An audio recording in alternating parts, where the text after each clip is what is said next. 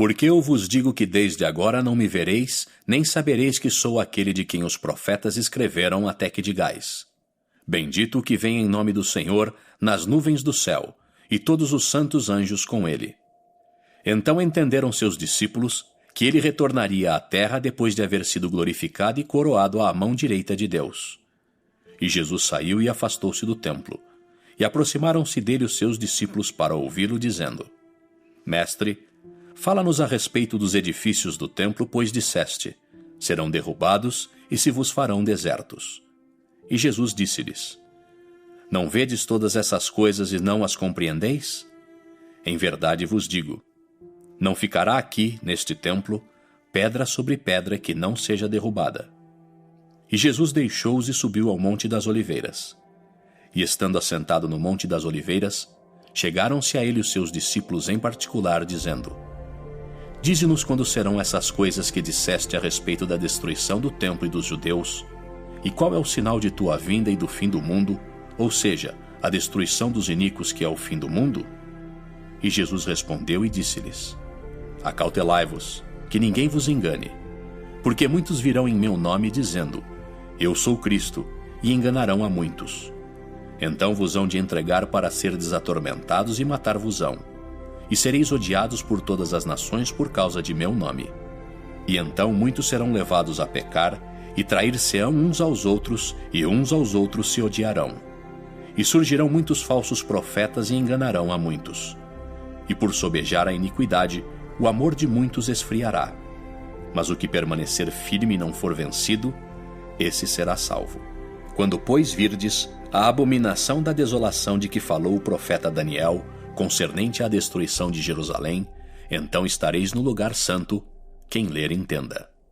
Então os que estiverem na Judéia, fujam para os montes. Quem estiver sobre o telhado, fuja e não volte para tirar coisa alguma de sua casa, nem volte para buscar suas vestes aquele que estiver no campo. E ai das grávidas e das que amamentarem naqueles dias. Portanto, rogai ao Senhor para que vossa fuga não aconteça no inverno nem no dia do sábado. Porque naqueles dias, grandes aflições cairão sobre os judeus e os habitantes de Jerusalém, tais como nunca foram antes enviadas por Deus sobre Israel, desde o princípio de seu reino até agora. Não, nem jamais tornarão a ser enviadas sobre Israel. Todas as coisas que lhes aconteceram são somente o princípio das dores que lhes advirão.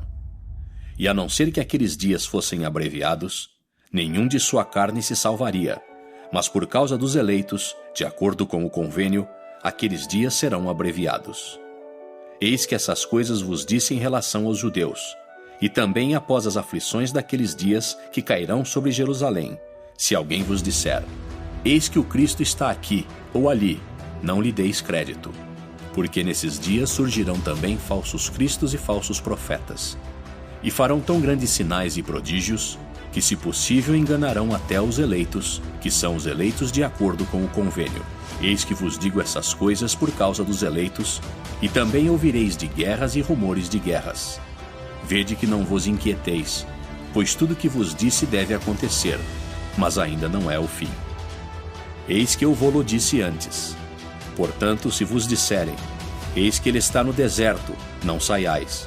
Eis que ele está nas câmaras secretas, não acrediteis. Porque assim como a luz da manhã sai do oriente e brilha até o ocidente e cobre toda a terra, assim será também a vinda do Filho do Homem. E agora vos dou uma parábola.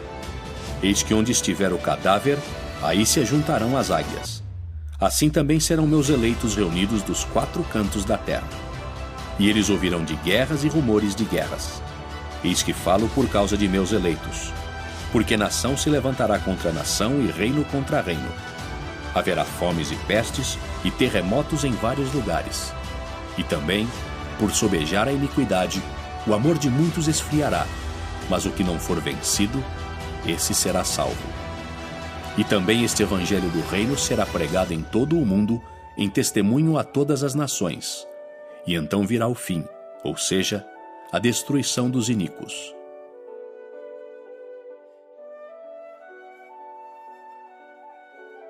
E também será cumprida a abominação da desolação de que falou o profeta Daniel.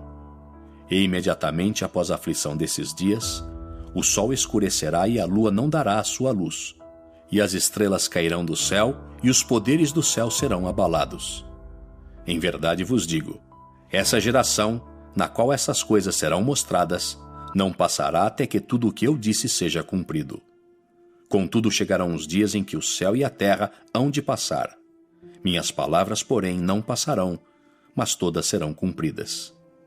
E como eu disse antes, depois da aflição desses dias e de os poderes do céu serem abalados, então aparecerá o sinal do Filho do Homem no céu.